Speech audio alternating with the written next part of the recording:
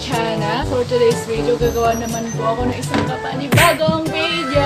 Pansin nyo po, ngayon lang po ako nakagawa ng video or ngayon lang ako nakapag-take ng video for how many weeks or month. Hindi ako nakapag-upload ng video. I think last ko na-upload na video, nagmukbang pa talaga. So, ayun na nga guys. Ito kasi yung rason kung bakit hindi pa ako nakapag-upload ng video. Buhat ng ngayon lang po ako nakauwi. Galing Mars. Hindi, wow.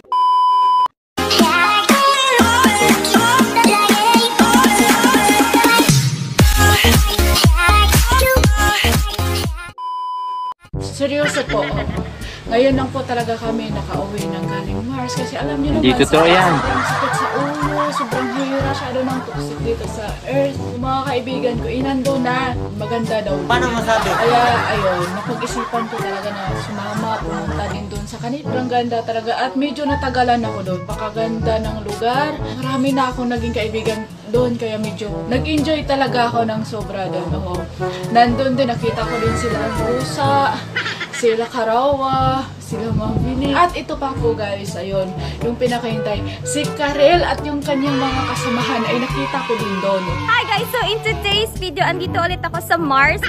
Anyway, magkalapit bahay lang din yung tinitirahan namin at yung bahay nila Karel na binili doon ilang milyon. First time ko makita sila doon ng personal. Naligaw pa talaga kami ng medyo matagal. Iba yung nadaanan namin, parang malapit kami sa sun. Kaya medyo nagmurina po or meeting pa ako ng konti. 200 degrees na sobrang init. Ayun, na-touch pa nga namin. Mainit nga talaga. Pero sakto lang. Ay sumunod sa akin nung isang araw. Humabol si Papa J. Naghatid lang ng mga katanungan. Naghaling sa earth. May nagtanong sa akin. Ayun. At yun yung hinatid ni Papa J. Kasi si Papa J hindi naman makapag-text. Walang connection doon. Ayun. Ayun. Nandito nga sila. Nanonood sila sa akin. Huwag niyo akong tawanan kayo. Meron silang mga katanungang dinala sa akin. Dapat yung maganda lang namang tanong kinuha mo. Ba't yung dinala mo talaga yung mga ganong mga katanungan? Ana? Namiss nila ako? Talaga? Gusto ko nga sanang bumalik na dun eh. Okay na? Sabay-sabay na tayo bumalik. Balik dito ka muna. A few moments later. Ano na pala yun? Okay. Ang dami namang tanong. Ang dami nyo namang tanong, nakakaloka. Paano ko naman po sasagutin? Hindi ko pa talaga sasagutin mo. Umalis na nga ako ito para maiwasan ko yung mga katanungan o yung mga negative vibes. Mga negative ba ito? Ayun, babasahin ko na lang ha. Sasagutin ko na lang po ng maayos. Babasahin ko na. Ito na yung katanungan po. Galing po kay Pia si Countryside. Ayun, Countryside 77. Ito po yung katanungan po. Ayun, ano po sekreto ng laging fresh? Have a gorgeous smile. Ayan, sabi po ni Countryside. Yung sekreto lang po. Masaya kasi dito sa Mars po. Kaya masayahin lang po talaga. Oo, ayaw kasi ng negative vibes. Ano yung sekreto para magkaroon ng laging fresh? Ayun, init lang. Oo, painit ko lang talaga. Ayun, yun yung mga sekreto ko namin dito sa Mars. Kaya napansin nyo, ayun, magaganda kami dito. Kaya yun. Kaon ka din po ng sunblock dito para hindi masyado, yung coates mo hindi masyado sunog pagdating dito. Okay. Okay, ayun, meron po dito katanungan din po galing po kay okay, galing po kay okay, kay Chilin ba to?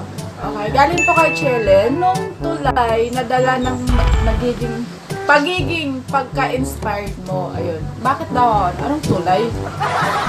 Anong tulay ng pagiging inspired? Masayahin lang ako. Ganon. Inspired. So, dahil sa mga kasamahan ko dito, kaya ako nagiging inspired sa kanila. Kasi, ayun, pare-parehas lang kami ng goal. Ayaw namin ma-stress, kaya ayun, we choose to go to Mars. Ayun siguro. So, yun yung tulay na pagiging inspired. Ayun, lahat kami dito, diba? Kayo nga din inspired din kayo eh. Sabi ni Habibi Reyes, si Habibi Reyes, yan, merong katanungan si Habibi Reyes po. Mahal ka po namin ate, ang maitanong lang namin kung ilan na po ang unang sweldo niyo sa YouTube. hindi ko pa nakukuha yung unang sweldo ko sa YouTube. Pero kahit hindi ka pa monetize po, kumikita na po ako sa YouTube. Kaya ano po, how? Ayun, PM nyo lang po ako guys. Kung pa gusto nyo po malaman at kung pa. Ayan, merong katanungan po si Sir John Dikit dito.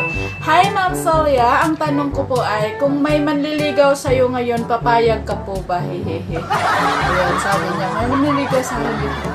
Guys, nandito ako sa Mars, kaya maka-avoid niya ako dun sa ano, para ayaw ko na ano. Wala, nag-enjoy pa ako dito sa kanan. Hindi totoo yan. Manliligaw.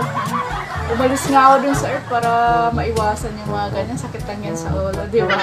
Di ba, pati? Yun, sa Tarawa. Kaya yun. Saka na. Oo, saka na. Ayun, ang ganda talaga ng hangin dito. Sobra. Ang fresh ng hangin dito. Ang ganda ng view. Wala kang makikita masyadong ano. Ayun, may mga ingay pa kunti. Yun yung mga dumadaan na mga spaceship. Yung parang, yung mga naka-white. Ayun, ganun talaga yung tunog na pag dumaan dito. Pag nakikita mo talaga in person. Ganun yun. Yung mga maiingay na yun, yun na yun. Ano po favorite yung dessert, ma'am? Celia. Ayan, ano yung favorite dessert ko? Dessert? Pagkain or ano? Dessert. Favorite ko yung dessert po ay nasa sa Mars. Oo. Kasi gusto ko talaga pumunta dito. Alam mo yung may snow, yung malamig dito na part sa ano, yung sa tuktok, yung banda dito sa may Mars. Para, ayun. Kasi yung balak namin talaga, yung alam mo yung kasi may bilog doon na parang may tubig doon. Para dumaloy doon, pupunta doon sa bahay namin. Ayun, hindi na kami mahirapan mag-igip-igip kasi mabigat ang layo ng nilalakad. Ayun, so doon buhalak namin. Tapos lagyan namin ng hose doon. Tapos papunta na ng bahay. Parang mga katanungan yun mga naman, kakaloka kaya. Ayan. Pero yung favorite dessert ko po talaga ay ice cream. Ayan, ice cream po talaga po ako. Pagkain naman po. Ma'am Shi, yun, katanungan po ni Ma'am Shi Tain. Okay, Ma'am Shi, what's your childhood dream job, ma'am? Ayun. Pangarap ko po dati na maging, trabaho ko talaga yung bata pa ako. Sobrang na-inspired talaga ako. Di ko alam kung bakit. Kasi gusto ko humawak ng baril. So, yun, gusto ko talaga dati maging pulis ako. Hindi naman ko pinapaalala.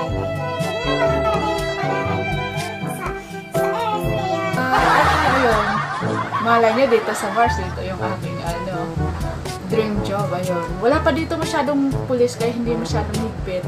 Dito na lang dito na lang kayo tayo. Oo. Wala pang exam dito.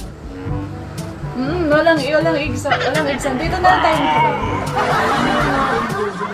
Tayo yung dito tayo magbantay dito, ha? Inutosan ko ba na sila bantayan kasi nag-aaway sila ang ingay kaya. Maya sila nag-aaway, hindi ko alam yun. Okay, here we go. Yan po yung dream ko talaga dati, yung maging police po ako. Meron pa bang katanungan dito? Okay, meron dito po. Galing po kay Ninja ni Jen. Ayun. Ano kwento ng love life mo po? Yung kwento ng love life ko, ayun, okay lang. Okay. Wala naman eh. Masyadong interesting yung love life ko, kaya huwag nyo nang tanongin. So, kaya nga ako umalis sa Earth eh. So, ayun, huwag nyo nang tanongin, masyadong interesting po siya. So, alam nyo na, pag maganda, charot lang. Okay, yun lang ba yung mga tanong nyo? Papa G naman, nag-effort ka pa talaga pumunta dito para dalhin lang yung mga tanong na dito. Hindi lang mo lukot-lukot eh. Meron dito ang katanungan, si Boost Mildsky. Sabi niya, ano, paano, kailan at bakit na-invento ang jaywalking sa EDSA? Ay, yun ba yun? Yung ano, yung tulay.